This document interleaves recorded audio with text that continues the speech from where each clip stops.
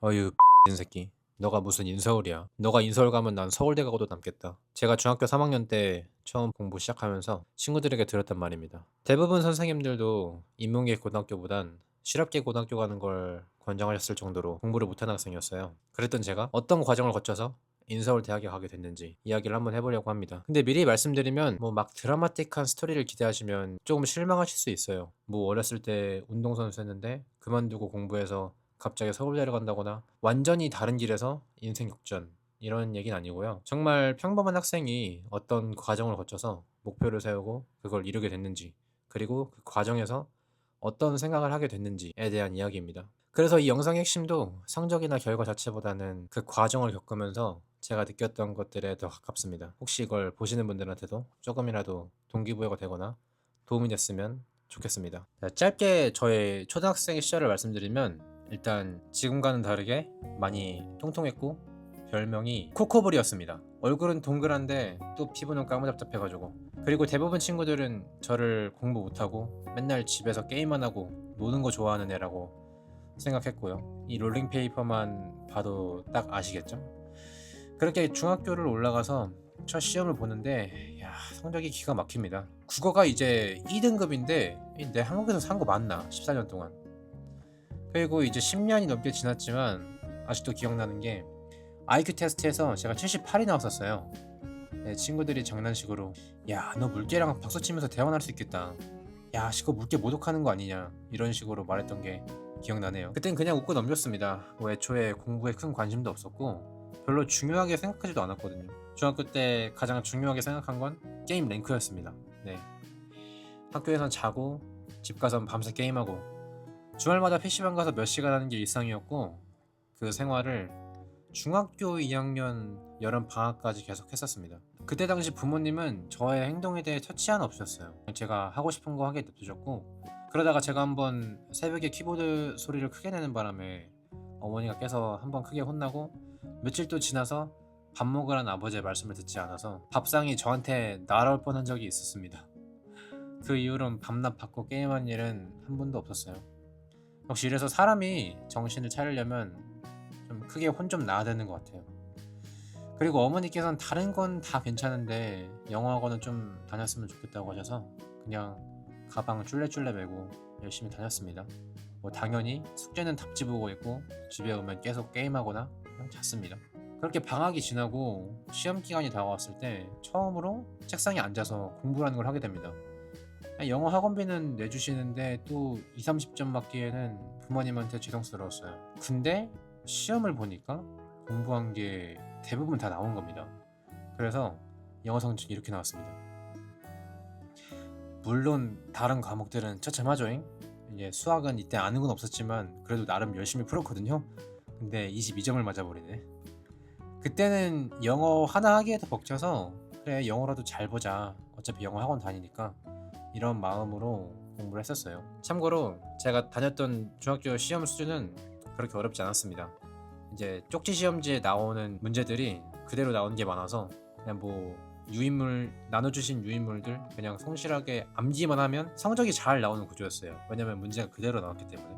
이제 그 시험 하나 잘 봤다고 뭐 어린 마음에 신이 나가지고 친구들한테 쓸데없는 자랑질을 하고 다녔는데, 옆에 전교에서 공부를 정말 잘하는 친구가 야 이 새끼 이제 욕하면서 야 겨우 95점 갖고 좋아하는 네 인생이 참 어쩌고저쩌고 이랬습니다. 말을 많이 했었는데 욕을 되게 많이 했었어요. 그때 처음으로 무시당했다는 느낌을 받았고 집에 가서 씩씩 계속 화내면서 게임했습니다. 그 이후로 처음으로 공부라는 거에 관심을 갖게 됩니다. 근데 사람이 그렇게 쉽게 바뀌진 않더라고요. 중2 겨울방학부터 중3 중간고사까지 공부하는 척만 했지 여전히 노는 게 더 좋았습니다.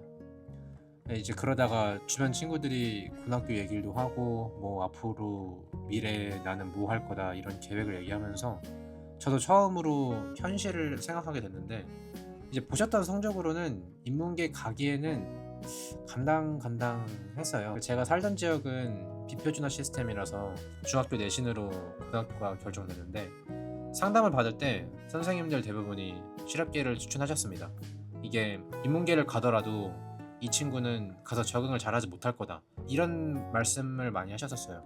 사실 틀린 말은 아니죠. 그때 또 뭐 자존심이 상하더라고요. 뭐 공부 열심히 하지도 않는 애가 자존심은 세가지고.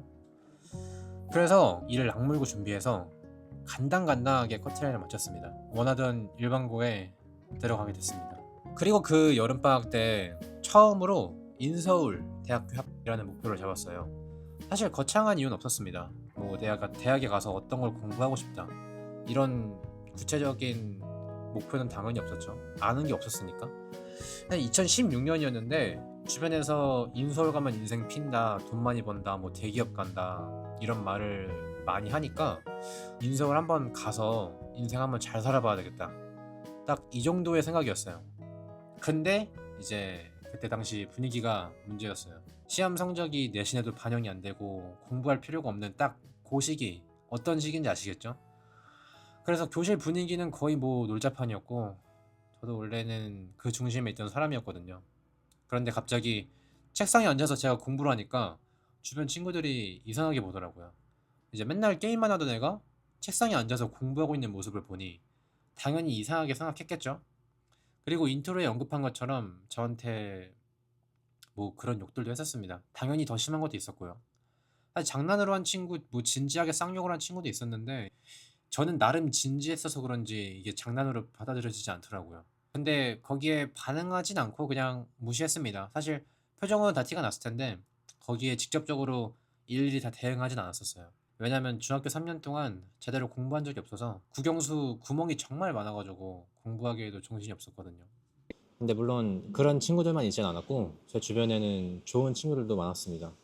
제가 이제 학교 책상에 앉아서 공부하고 있으면 옆에 와서 어떻게 공부해야 되는지랑, 그리고 방학 때 진짜 성적을 뒤집을 기회다, 이런 꿀팁들도 알려줘서 제가 공부하는 방향을 조금 잡을 수 있었던 것 같아요, 처음 시작했을 때. 그리고 그 친구들이 방학 때 추천해준 수학학원도 다니면서 기초를 좀 차근차근 채워 나갔습니다. 그래서 제가 그때 기준을 딱 하나 세운 게 있는데, 이제 저는 공부를 막 시작한 상태니까 반에서 1등한 친구들을 생각하면서 절대로 공부하면서 이 친구들이랑 비교하지 말고 내 상태, 내 실력에만 집중해야 되겠다. 비교라는 것도 비교 대상 자체가 어느 정도 동등해야지 의미가 있지.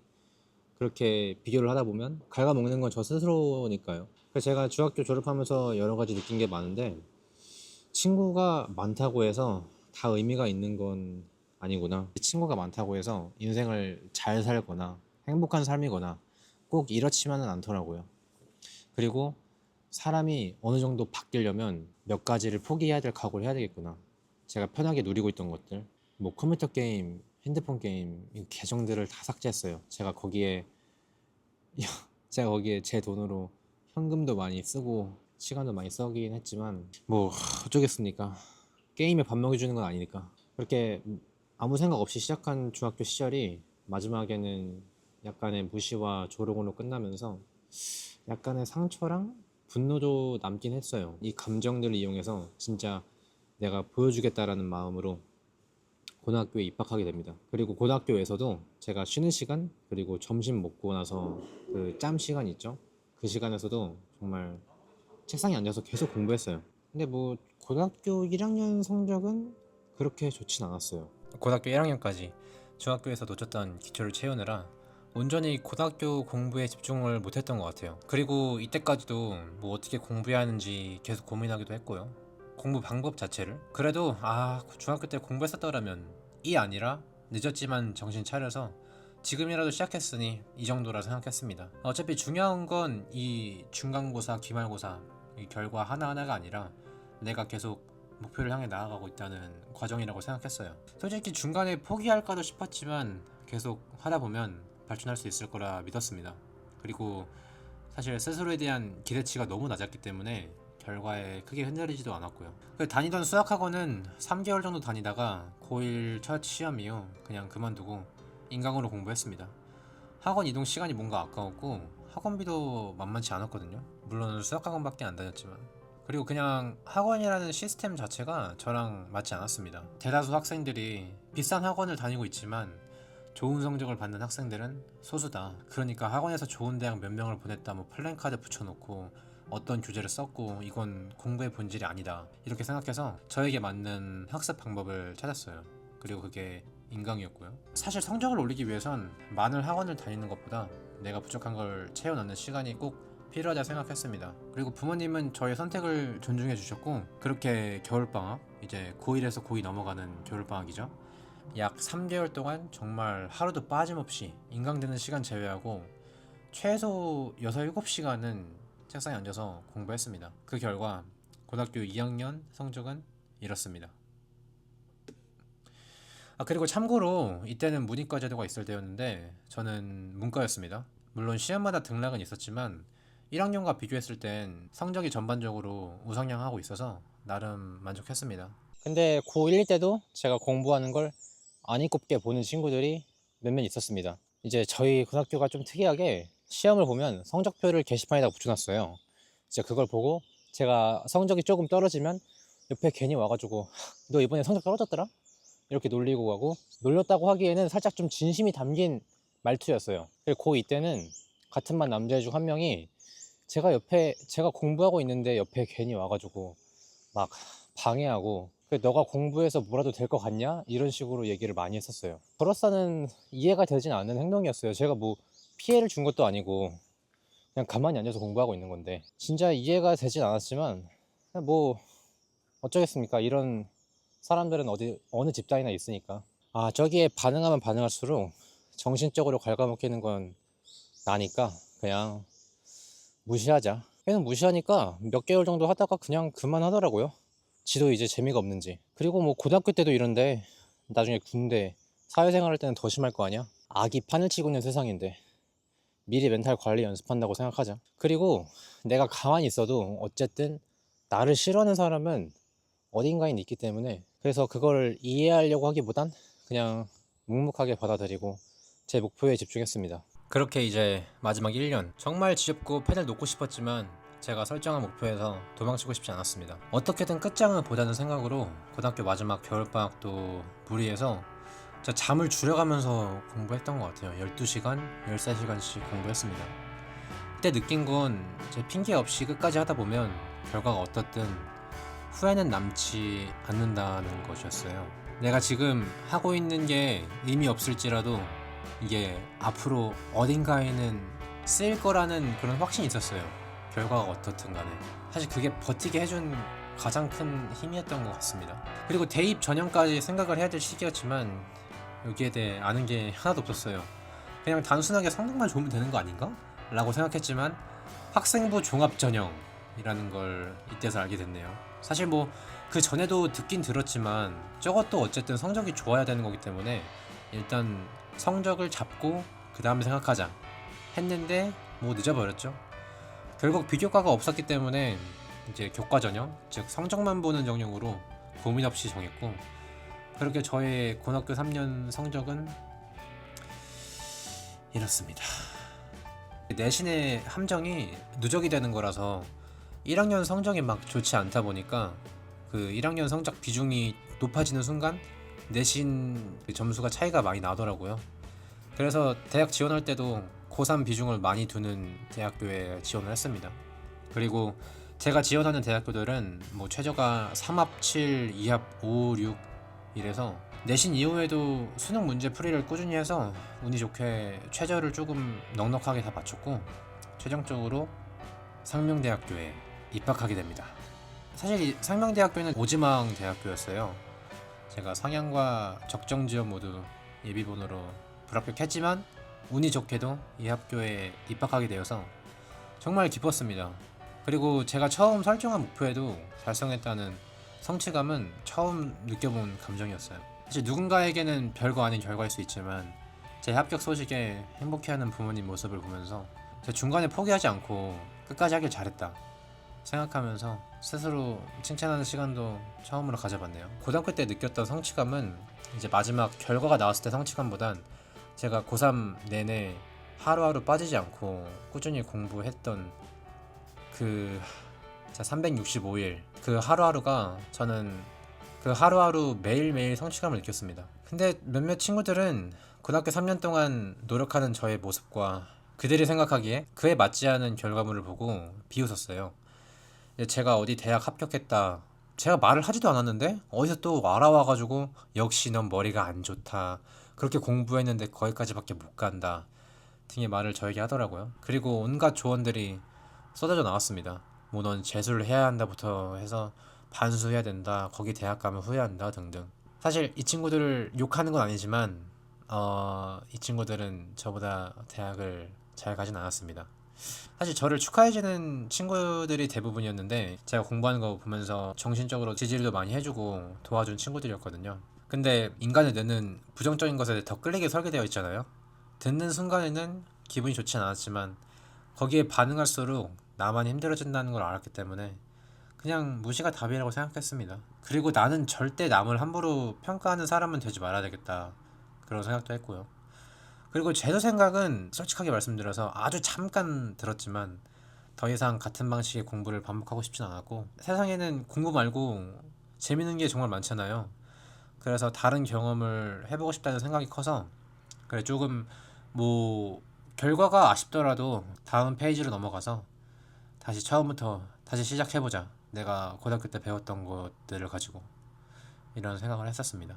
네, 제가 이렇게 고등학교 3년을 이렇게 보내면서 좀 제가 개인적으로 성장했다고 느끼는 건 그 결과 때문이 아니라 이 과정에서 배운 것들이라고 생각하거든요. 사실 시작할 때 자기 의심도 들고 두렵고 수많은 핑계 그리고 타인의 평가 이런 것들을 다 딛고 스스로 밀어붙이는 힘을 기르는 것 같습니다. 그리고 이게 인생에서 정말 중요한 기술 중 하나라 생각하고, 그리고 어차피 앞으로 제가 뭘 하든 간에 타인은 저를 평가할 거기 때문에 그런 모든 행동들에 대해서 과도하게 생각하고 그냥 분석하지 말고 그냥 그러라 내버려 두고 제 인생을 사는 게 최적인 것 같아요.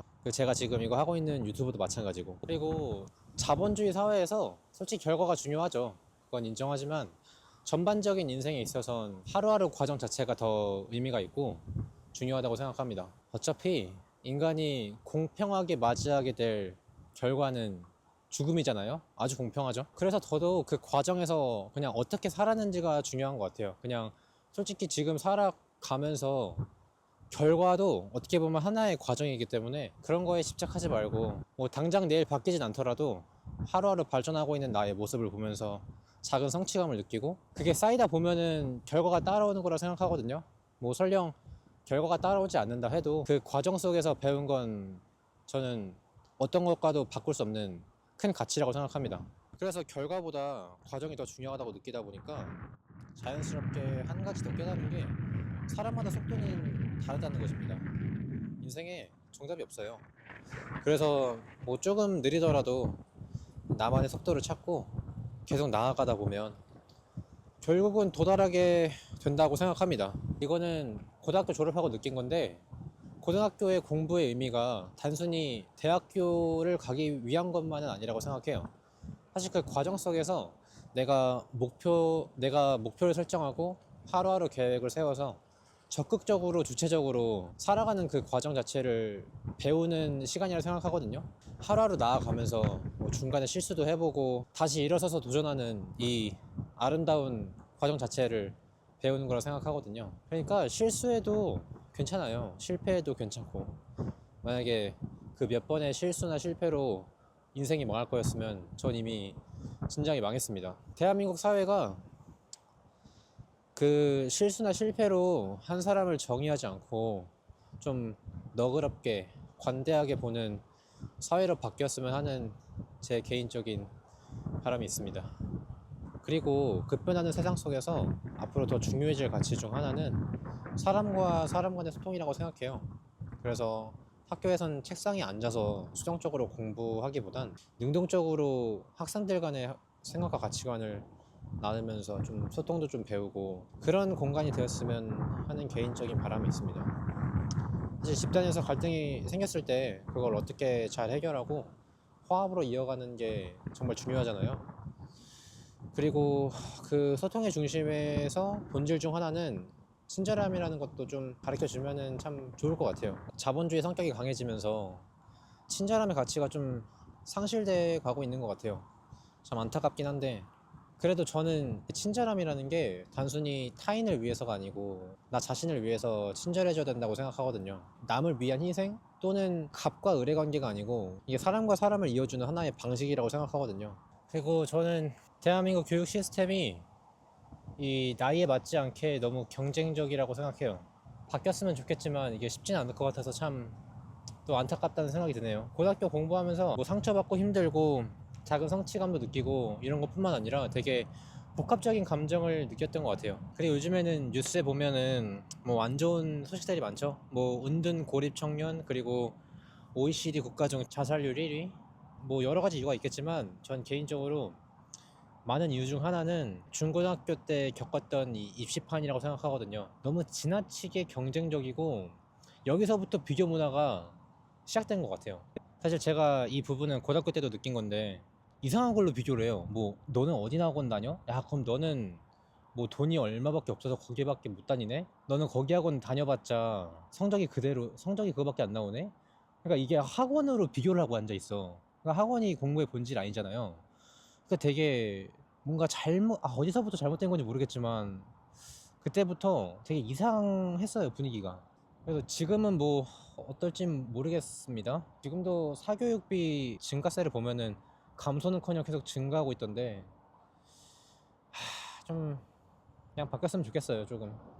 저는 개인적으로 사회 분위기가 지금처럼 서로 비교하고 경쟁하고 서로 갈라치기 하는 거에서 서로 다름을 인정하고 협력하고 연대하는 방향으로 바뀌었으면 좋겠습니다. 참 이게 사회적 분위기를 바꾸기라는 거 쉽지 않지만 이렇게 바뀌어야 되는 게 맞다고 생각해요. 어차피 인생의 목적은 행복이니까. 그리고 고등학교 졸업 후에는 군복무 하고 여행도 많이 다니고 전공이랑 학교도 바꾸면서 제가 성취감과 행복을 좀 느낄 수 있는 방향을 조금씩 찾아가면서 살아왔습니다. 그래서 지금의 제가 있는 것 같고, 그리고 돌이켜보면 고등학교 3년이 제 인생에서 꽤 큰 영향을 준 시간이었다고 생각해요. 그때 공부하면서 후회하지 않는 방법을 배웠고 그 이후로는 적극적으로 그냥 좋게 좋게 살아가고 있습니다. 그래야 나중에 그때 한번 해볼 걸, 이런 후회가 안 남는 것 같아요. 마지막으로 저는 인간이라면 누구나 더 나은 방향으로 나아가고 싶다고 생각해요. 하지만 그 과정에서 장애물은 불가피하게 발생할 수밖에 없고 이것들을 없애고 변화하는 게 갑자기 한순간에 일어나는 건 아니잖아요. 그래서 저는 이 채널을 통해서 제가 어떻게 좋은 방향으로 나아가고 그 과정에서 제가 생각했을 때 좋았던 방법이나 이제 마음가짐 이런 것들을 공유하면 좋을 것 같아요. 말보다는 행동으로 보여드리는 게 더 의미 있고 영향력 있다고 생각합니다. 뭐 그게 공부가 되었든 운동이 되었든 뭐든 간에 제가 영상을 자주 올리진 못하더라도 그냥 계속 꾸준하게 나아가 보겠습니다. 그리고 제가 영상을 올리지 않는 순간에도 저는 더 좋은 방향으로 좀 더 괜찮은 사람이 되기 위해서 계속 나아갈 테니까 제 영상을 보시는 분들도 이제 조금씩 같이 나아갔으면 좋겠습니다. 제가 말을 해놓고 보니까 조금 오글거리네요.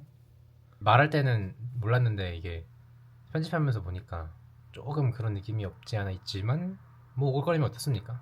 그리고 제가 한국 교육 부분 말씀드린 부분이 어떤 분이 들으시기에는 한국을 다 부정적으로 본다 이렇게 생각할 수도 있을 것 같은데 전 그렇게 생각하는 게 아니고 모든 나라가 마찬가지지만 좋은 점이 있고 문제점이 있잖아요. 근데 저는 그 문제점 중 하나를 언급한 거고 개선됐으면 좋겠다 이렇게 언급한 거니까 오해하지 않으셨으면 좋겠습니다. 결과 생각하지 말고 말보단 행동으로 같이 보여줍시다.